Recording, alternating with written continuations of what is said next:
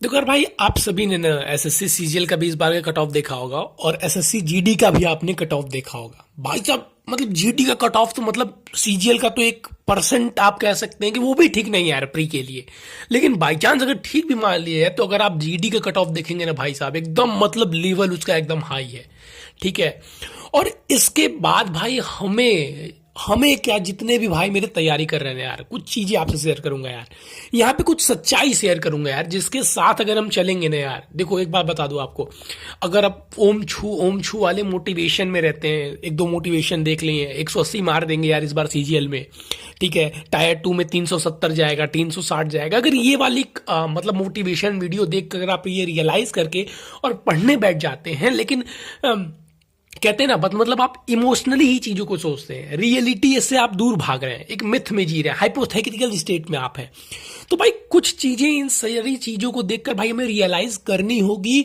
और हमें ना, हमें और आपको, जो भी भाई मेरे जैसे हैं, मैं अपने जैसों की बात करता हूं यार, मैं उन हाई लेवल क्लास की बात नहीं करता हूं जो तैयारी में तो भले हैं बहुत सारे। मैं एक वीडियो देख रहा था, मतलब इतना रिच बंदा था भाई और वो सीजीएल की तैयारी कर रहा था। मैं सोचा चला भाड़ में जाए सीजीएल नॉक। हाँ, अगर आपका पैशन है, अगर आपको अच्छा लगता है, अगर आप मतलब उसके लिए जॉब करते हैं, तब तो भाई ठीक है तुम करो। लेकिन भाई अगर नौकरी के लिए वो बंदा कर रहा होगा तो मुझे बेवकूफ़ी के अलावा और कुछ नहीं लगा। ठीक है। तो वही चीज़ आपसे बस यहाँ पे शेयर करना चाहता हूँ ना यार, कि ना देखो ऐसा नहीं ना कि हम यहाँ पे 3 साल तैयारी किए और पिताजी की दुकान है, पिताजी का कोई बिजनेस है। ठीक है, मतलब 20 25 30 हजार का भी ऐसा आपके पास नहीं है ना यार, कि आप चले जाओगे यहाँ पे 3 साल 4 साल तैयारी करने के बाद और वहां से आपकी इनकम चालू हो जाएगी, पिताजी की पोजीशन लेकर आप बैठ जाओगे और इनकम आने लगेगी। हम ऐसी स्टेज पे नहीं है यार। ठीक है, अगर आप यहां से क्विट करते हो, अगर मैं तो बेसिकली खुद जानता हूं कि अगर मैं यहां से क्विट करता हूं और यहां से अगर असफल होकर निकल गया, जो कि मुझे होना नहीं है और ईश्वर की कृपा से अभी ही सफल हूं, थोड़ी सी कृपा और मिल जाएगी तो पूरी तरीके से एक पायदान पहुंच जाऊंगा। हालांकि वो मेरी मंजिल नहीं, लेकिन पहुंच जाऊंगा। लेकिन भाई मैं बता रहा हूं ना, सभी की बात कर रहा हूं। अगर भाई साहब अगर हम यहां से क्विट करके जाते हैं ना, तो फिर कहां पे हम लोग आएंगे ना, आप एक बार इमेजिंग जरूर कीजिएगा अपनी लाइफ में। मान लीजिए बाई चांस आपका नहीं हुआ, भाई इसको भी रियलाइज करना जरूरी है। क्योंकि अगर आप चाणक्य के भी देखेंगे ना, तो भाई चाणक्य की एक कोट मैं उनसे बहुत ज्यादा रिलेट करता हूं। उनका कहना है कि आप जिस भी परिस्थिति की कल्पना करते हैं, कोई भी परिस्थिति, आप मान लीजिए किसी भी सिचुएशन से लिए आप लड़ना चाहते हैं या आपने फैसला लिया है, कोई भी मिशन बनाया है, तो उसके अच्छे से अच्छे परिणाम को आप सोचिए या मत सोचिए, उससे कोई मतलब नहीं है। लेकिन उसके बुरे से बुरे कंडीशन में आप उसको कैसे हैंडल करेंगे, ये सोचना भाई बहुत जरूरी होता है, बहुत इंपॉर्टेंट है। तो जैसे मैं खुद अगर अपनी बात करूं, तो आप जैसा कि देखते हैं मैं भाई यूट्यूब पे आ चुका हूं। ठीक है, यूट्यूब पे मेरा चैनल भी मोनेटाइज हो गया। मैं ये बातें आपको इसलिए नहीं कह रहा हूं, सबके कह रहा हूं सब यूट्यूबर ही बनो। ठीक है, बस कुछ बातें आपसे रिलेट करना चाहता हूं, उस पर भाई बहुत निगाहें पहुंचाइएगा और ध्यान दीजिएगा। ठीक है, मैं अभी चाहूँ भाई प्रेजेंट टाइम में, मैंने अभी अभी तक जो ट्यूशन पढ़ाए हैं, मैंने भाई 1 2 3 जगह ट्यूशन पढ़ाए हैं अभी तक। ठीक है, क्योंकि आज तक मेरा रिकॉर्ड है ना भाई, और ईश्वर की कृपा रही और आपके भाई का जो भी मैंने पढ़ाया, जिसको भी दिल से और अपनी लगन की वजह से ऐसा रहा ना, कि जहां भी पढ़ाने गया भाई कुल निकाला नहीं है। आज मुझे भाई साल भर हो गए हैं, जिस बंदे को मैंने पढ़ाया था, जिन 2 लोगों को मैं पढ़ाता था, आज भी उनके कॉल आते हैं ना कि सर अगर थोड़ा टाइम हो तो आके पढ़ा दीजिएगा। ठीक है, तो अभी भी भाई देखो मतलब बता रहा हूँ ना, और वहां पे मुझे ऐसा नहीं, मैं एक कोचिंग पढ़ाने गया था, मेरी परफॉर्मेंस की वजह से घर के जस्ट बगल में भाई दूसरी कोचिंग मिली। ठीक है, और जस्ट बगल में एक और कोचिंग मिल रही थी। समझ रहे हो, अगर मैं पढ़ाता तो 9 हजार हो जाता, और हर जगह 2 2 बच्चे ही थे। ठीक है, इतना मेरा आप लकी कह सकते हो, लेकिन मैंने 2 जगह रखा क्योंकि उस टाइम में मैं अपनी तैयारी करता था। ठीक, साथ ही साथ इस टाइम मैंने पढ़ाना छोड़ दिया, तो बहुत सारे भाई कहते हैं इनकम कैसे चलता है। मैं बता दूं, 1 रुपए भाई प्रेजेंट टाइम में भी अपने कॉलेज फीस भरने के लिए भी घर से नहीं रहता हूँ। ठीक है, मैंने उसी बीच में भाई शेयर मार्केट को भी थोड़ा सा समझा हुआ था। ठीक है, शेयर मार्केट में ट्रेडिंग नहीं करता हूं क्योंकि मैं अपनी तैयारी में रहता हूं, तो इंट्राडे से मेरा दूर दूर तक कोई नाता नहीं है।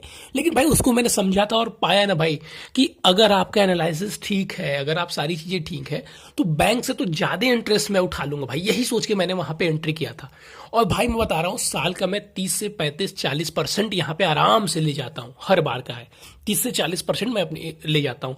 तो कुछ पैसे मैंने वहां से रखे हुए हैं जहां से मैं अभी अब प्रेजेंट टाइम की अगर बात करूं, क्योंकि अभी से मेरे पास गूगल पे भी मतलब यूट्यूब से एक भी पेमेंट नहीं आया हुआ है, वहां से मैं अपने खर्चे चलाता हूं। मेरा बस एक ही पॉइंट पे भाई नोटिस है ना, मैं आपको डीमोटिवेट नहीं करना चाहता हूं, आपको तैयारी से भटकाना नहीं चाहता हूं, बस ये बात कहना चाहता हूं भाई कि एक प्लान आप लेके चलिए, एक सपोर्ट होना चाहिए यार। ठीक है, ऐसा नहीं कि मतलब जब आप यहाँ से लौटे तो परिवार के लिए भी एक टेंशन हो। ठीक, मैं आपको बताऊं, मेरा एक और चैनल है जहाँ पे मैं क्लास 10th और 12th को पढ़ाता था। मेरा चैनल वो भी मोनेटाइज है। ठीक है, मैंने वीडियो डालना आज बंद कर दिया उस चैनल पर। आज नहीं, आज से लगभग 1.5 साल पहले, जब मैं तैयारी में कूदा था। क्योंकि दोनों चीज़ें मेरे साथ मैनेज करना भाई बहुत मुश्किल हो गई, बहुत मुश्किल हो गई थी। क्योंकि होम ट्यूशन भी देना रहता था। क्योंकि होम ट्यूशन देने से क्या होता था भाई, जनरली इनकम आती थी। यूट्यूब से क्या था, यूट्यूब से मैंने उस टाइम में मेरे अकाउंट में $40 के आसपास था। मुझे लगा कि मैं होम ट्यूशन छोड़ दूं और इस पर कंटिन्यू करूं। बेटर दिन मतलब अच्छे परफॉर्मेंस मिलेंगे, वहां से बच्चे सपोर्ट कर रहे थे। ठीक है, वहां पे मेरे 5,000 के आसपास सब्सक्राइबर भी थे। लेकिन भाई बस यही कंडीशन फंस जा रही थी ना कि मुझे उस टाइम इंस्टेंटली पैसे की जरूरत थी। ठीक है, कॉलेज फीस भरना था, कोर्स लेना था, बुक लेने थे, और मेरे पास इतना टाइम नहीं था भाई कि मैं 1 2 3 महीने का इंतजार कर पाऊँ। ठीक है, मैं रियलिटी आपसे बात कर रहा हूँ। किसी से मांगना, किसी से पैसा लेना पॉसिबल नहीं था मेरे लिए। तो मैंने वहां पे यूट्यूब, भले भाई एक बलिदान था, ठीक है, लेकिन मैंने यूट्यूब को चुना। और फिर मेरा दूसरा ये चीज़ था कि मुझे वहाँ पे ऐसा नहीं था कि यूट्यूबर बनना था और बस फेमस होने के लिए पढ़ाना था। मैंने ये भी देखा कि मैं वहाँ पे 10th और 12th के कोर्स कंप्लीट कर चुका हूँ। भाई जो भाई इच्छुक होगा, जिसको फ्री में पढ़ना होगा, अपना पढ़ता रहेगा। अभी बीच बीच में कभी 4 महीने 5 महीने पे गाइडेंस वीडियो मैं डाल देता हूँ, उससे मेरा, और उसके अलावा मैं वहाँ पे कुछ नहीं करता भाई। ठीक है, तो बहुत सारे आपको प्लान भी भाई यहाँ पे जनरेट करते रहेंगे। मेरा ये कोई मतलब नहीं है कि आप अपनी पढ़ाई से भटक जाइए। 1 2 घंटे भाई जो आप YouTube पे दूसरे की वीडियो देखने में डालते हो, वहां पे आप चाहो तो किसी क्लास 10th 11th या कहीं ऑनलाइन ट्यूशन, जैसे आप बाहर रह के पढ़ते हो। मेरा कंडीशन क्या था ना, मुझे 2 3 मतलब जो टीचर थे जो कोचिंग पढ़ाते थे, तो स्कूल से वो जानते थे कि मतलब पढ़ने में ठीक है, मैथ फिजिक्स इसका अच्छा है। मैथ फिजिक्स मेरा भाई बहुत अच्छा था। मतलब आप मेरे दोस्तों से भी मिलोगे ना, अपने मुंह से बड़ाई वाली बात नहीं है भाई, लेकिन रियलिटी है कि ईश्वर की कृपा से मेरा मैथ और फिजिक्स बहुत अच्छा था। टीचर भी जानते थे, तो मुझे ऑफर भी मिले मैथ फिजिक्स पढ़ाने के। तो मैंने सोचा एक बार कि कोचिंग में शिफ्ट हो जाऊं, लेकिन फिर क्या होता है ना, कोचिंग में शिफ्ट होने से हल्ला बहुत मच जाता है। देखो टीचर बन गया, ये हो गया। तो मैं थोड़ा सा चाहता था ना कि शोर शराबे से दूर रह के अपने चीज़ों पर काम करूं। मैं बहुत जल्दी, मतलब ये उभरने वाली चीज़ नहीं होना चाहता था कि मार्केट में सब कोई जान जाए। अब छोटी छोटी चीज़ों के लिए नहीं, एक ही बार फूटो तो लगे कि भाई ये कहाँ तैयारी कर रहा था, समझ रहे हो उस चीज़ की कंडीशन। और जैसे मान लीजिए आप बाहर कहीं रहते हो, तो कहीं बाहर रह के पढ़ाई कर रहे हो, कोई कोचिंग इंस्टीट्यूट है भाई, मान लीजिए आप रीजनिंग आपकी अच्छी है, रीजनिंग पढ़ाइए, वहां से आपकी रीजनिंग बेटर हो जाएगी। ठीक है, मैथ आपकी अच्छी है, मैथ पढ़ाइए, या किसी 11th 12th की फिजिक्स पढ़ाइए भाई, उससे आपका भी रिवाइज होता रहेगा। समझ रहे हैं, मतलब भाई कहीं ना कहीं आपको एक बैकग्राउंड बना के लेके चलना पड़ेगा भाई। और दूसरी सबसे इंपॉर्टेंट बात जो मैं करने वाला था, ये तो मैंने बोल दिया कि भाई आप कोई भी कहीं एक आउटसोर्स इनकम में काम अपने लिए करते रहो। दूसरी बात भाई ने, जैसे आप सीजीएल की तैयारी कर रहे हो, तो बहुत बंदे क्या करते हैं ना, बस सीजीएल सीएचएसएल का ही फॉर्म डाले जा रहे हैं और उनको किसी चीज से भी मतलब नहीं है। नहीं भाई, अगर आपकी कंडीशन मेरी जैसी है, मेरे से मैच करती है, तो मैं बस आपसे इतना कहूंगा ना भाई, स्टेट लेवल की छोटी भी वैकेंसी आए ना भाई, तो वहां पे जरूर फिल कीजिए। और मेरा ऐसा मानना है ना भाई, बहुत सारे भी, एक भाई ने कल ही कमेंट किया हुआ था, भाई मेरा बिहार सीजीएल मुझे देखना है, एनटीपीसी मुझे देखना है, सीजीएल में देख रहा हूं भाई, मैं क्या पढ़ूं, कैसे तैयारी करूं। भाई देखो, ये सवाल मुझे सबसे, भाई बुरा मत मानना जिनका कमेंट था ना भाई, बहुत बेवकूफ़ी की तरह लगता है। इसी वजह से भाई आपको, और भी जो भाई ऐसा सोचते हैं ना, उनको लोग बेवकूफ़ बना के अलग अलग बैच भेज देते हैं। ठीक है, आपको बस, मेरा ऐसा मानना है भाई, अगर आप सीजीएल की तैयारी करते हो, बस एसएससी सीजीएल की अगर आप तैयारी कर रहे हो, तो आप किसी भी एग्जामिनेशन के 10 दिन पहले बस थोड़ा सा उसका पैटर्न देख लीजिए, आपका काम हो जाएगा। ये मेरा पर्सनली भाई मानना है, मैं ऐसा नहीं कहता, ये मेरा पर्सनली मानना है। अब कुछ बच्चे कहेंगे भाई हिंदी वाली बात वहां पे अलग हो जाती है। उसके लिए मान लीजिए आपको 1 महीने पहले थोड़ा सा हिंदी सब्जेक्ट ऐड करना पड़ गया, ठीक है, और कोई दूसरा इफेक्ट नहीं है भाई, और कोई दूसरा इफेक्ट नहीं है। इसमें साइंस भी ऐड है, इसमें जीके भी ऐड है, इसमें मैथ भी ऐड है, इसमें रीजनिंग भी ऐड है। और भाई इतनी खतरनाक लेवल की जब आप तैयारी करते हो, तो दूसरे फिर छोटी छोटी चीजों के लिए आपको परेशान होने की आवश्यकता नहीं पड़ती है यार। ठीक है, तो बस ये भी कहना था कि भाई स्टेट वाले पर भी ध्यान दो। देखो भाई, कट ऑफ का लेवल आप देख रहे हो, 152 नंबर, 150 नंबर, यार कुछ कहा जाता है। ठीक है, जहां तक मुझे लग रहा है 150 गया है या 148 गया है जनरल का, 160 में से भाई।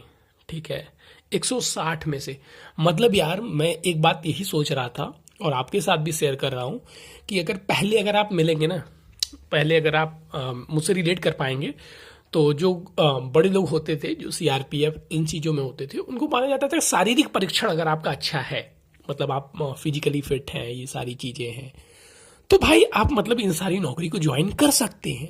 ठीक है, पहले का रीजन भी था, आप देखेंगे 100 में से 45 पे, 50 55 पे, मतलब 40 पे लोगों का हुआ है, जीडी में हुआ है।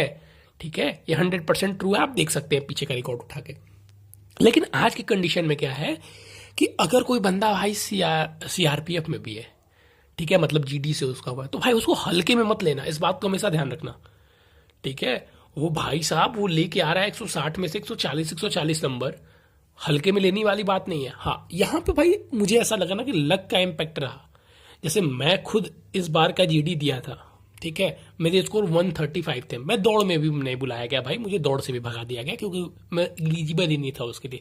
139 या 140 शायद कट ऑफ गई हुई थी। यहाँ पे आप नोट करिए भाई कि मतलब जैसे मेरा मैथ में तो मेरे एक क्वेश्चन नहीं हुए थे मुझसे, और जो 19 के थे 19 के 19 सही थे, रीजनिंग भी मेरे 19 के 20 सही थे, मैथ में एक क्वेश्चन सीआई वाला था, टाइम मैनेजमेंट की वजह से साला वो छूट गया, मैं घर पे आकर उसको कोशिश किया तो बना, लेकिन वहां पे नहीं बन पाया, तो वो क्वेश्चन मैंने छोड़ा हुआ था। ठीक है, हिंदी में मेरे 2 क्वेश्चन गलत हो गए थे, और जीके मेरा उतना अच्छा उस टाइम नहीं था, तो जीके में उतने अच्छे रैंक नहीं आए। तो बस यही चीज आपसे कह रहा हूं कि भाई देखो, एक वैकेंसी के पीछे मेहनत करने से कोई बहुत ज्यादा मतलब ऐसा नहीं कि पागलों की तरह भागे जा रहे हैं। अगर वो उनके लिए है, उनको भाई भागना चाहिए जो पीछे बैकग्राउंड ठीक है, कि अगर मान लीजिए आप कुछ नहीं करते हैं, मान लीजिए बाई चांस आपका सीजीएल नहीं हुआ और आप घर पे जाके बैठ जा रहे हैं, तो पिताजी की दुकान है या कोई बिजनेस है, तो 50,000, 60,000, 30,000, 40,000, लाख रुपए आपके पास इनकम आसानी से आ जा रहे हैं। मैं कुछ ऐसे लोगों को जानता भी हूँ जो पूरी उम्र तैयारी की है, ठीक है, मतलब 28-27 तक तैयारी की है, और आज घर पर आके वो 60,000, 80,000, 1 लाख के आसपास की इनकम जनरेट कर रहे हैं, क्योंकि भाई उनके पिताजी को ऐसा ब्रांड बना हुआ था, वो दुकानें थी, मान लीजिए 1 दुकान था, उन्होंने 2 दुकान कर लिया। लेकिन आपके और हमारे पास भाई ऐसा कुछ नहीं है, इस बात को आपको ध्यान में रखना होगा।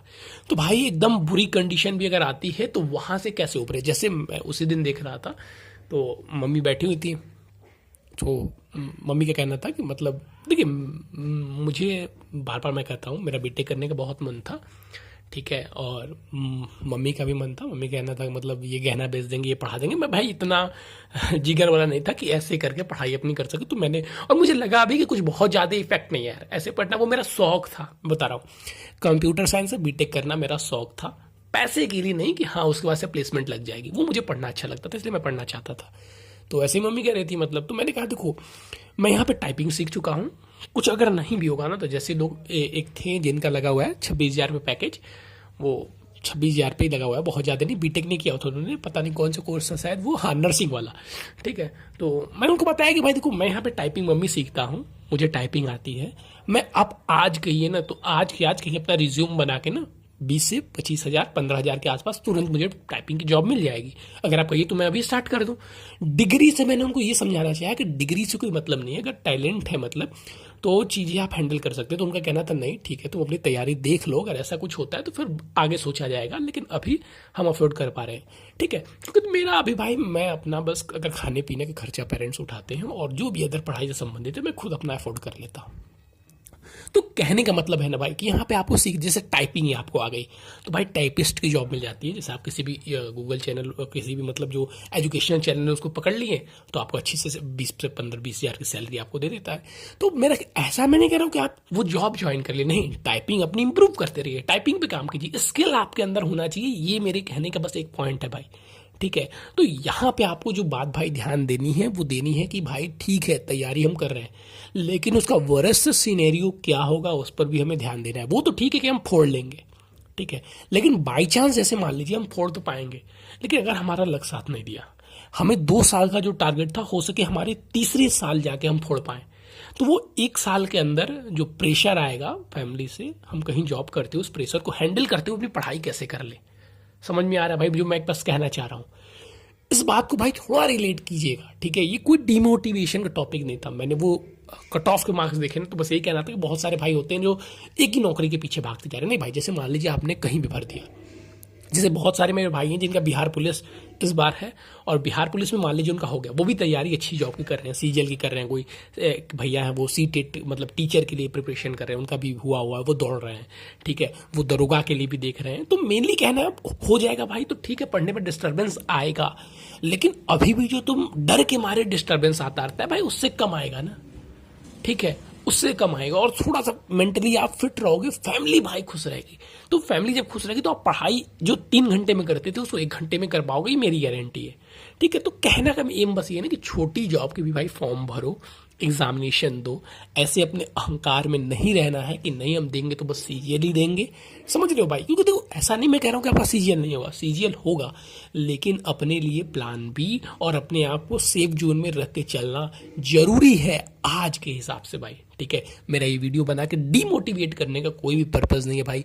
मैं अपने आप को और आपको दोनों भाई को देखो एकदम अपने आप को अपना भाई समझता हूँ, आपको एकदम भाई समझ के भाई बात करता हूँ। ठीक है, तो बस वही चीज़ें जो मेरे ख्याल में आती हैं, जो मैं खुद के लिए फॉलो करता हूँ, तो मैं वो शेयर करता रहता हूँ भाई। ठीक है, क्योंकि अगर आपके अंदर थोड़ी सी नॉलेज होगी भाई तो आप कंफर्टर हो गए यार। और जिनके पास भाई अगर उनके 30,000 की भी है ना कि पिताजी की दुकान है ये, भाई वो कुछ मत करो, फोकस करो अपनी पढ़ाई पे। ठीक है, क्योंकि आपके पास वर्स्ट सिनेरियो का ऑप्शन है भाई कि आप जाके दुकान पे बैठ जाओगे। लेकिन भाई आपको थोड़ा सा ध्यान देखना होगा, जो मेरी तरह आते हैं जिनके पिताजी फैक्ट्री में कहीं सिक्योरिटी गार्ड के काम करते हैं या खेती करके पैसा दे रहे हैं, तो वहां पे भाई सोचना है। ठीक है, भले देखो यार एक बात कहोगे ना, तुम कहोगे कि जैसे हम तैयारी कर रहे हैं ना, और तैयारी करके अगर आप आज जाके गांव पे खेती करना स्टार्ट करोगे ना यार, कोई भले कहते कि हमें इसी समाज में रहना है यार, और समाज के ताने इफेक्ट पड़ते हैं।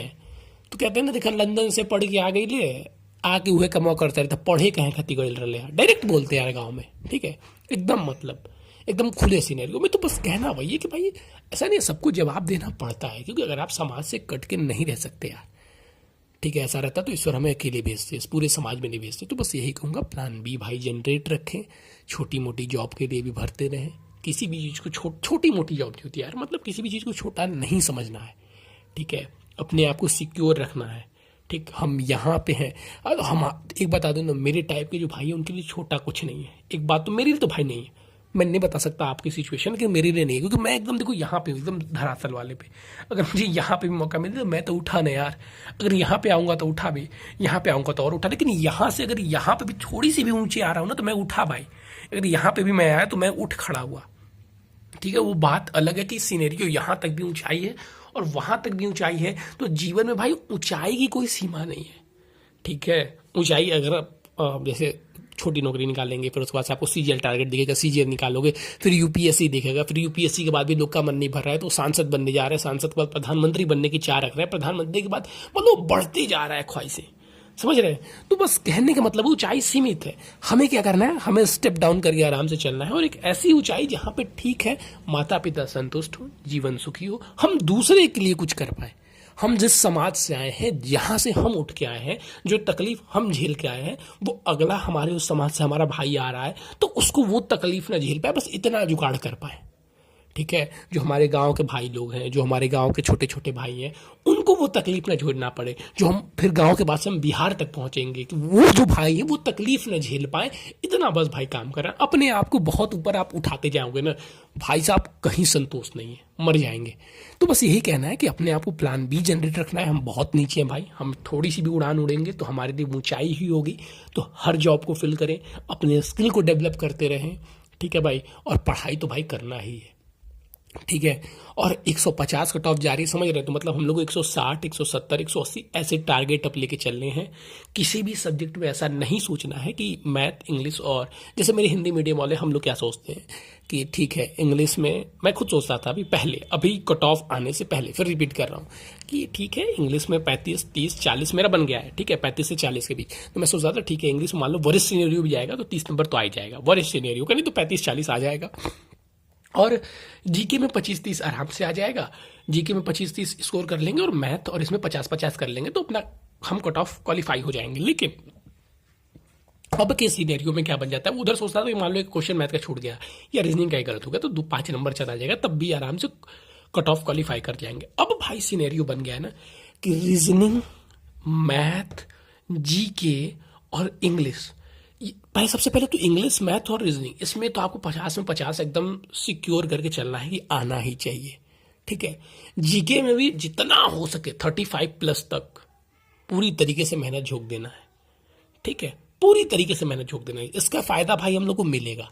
ठीक है। और इसी कंडीशन में हम जब काम करेंगे तब जाके हम अपने आप को सिक्योर फील कर पाएंगे और अपनी जॉब को क्रैक कर पाएंगे।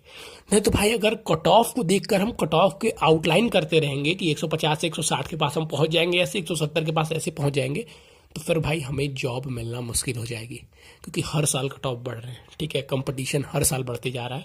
तो वीडियो बहुत लंबी हो गई भाई, माफ़ी चाहूँगा, लेकिन बस कुछ बातें थी जो आपसे कहना था। ठीक है भाई, अब मेरा यहाँ पे मेमोरी भी फुल हो गया है, तो बस यहीं तक सीमित रखता हूँ। और आप सभी को कहता हूँ भाई, मेहनत करना है, हम सभी को मिल के करना है, लेकिन अपने आप को प्लान बी भी जनरेट रखना है, पीछे भी काम करते रहना है भाई। सभी को डरना नहीं है।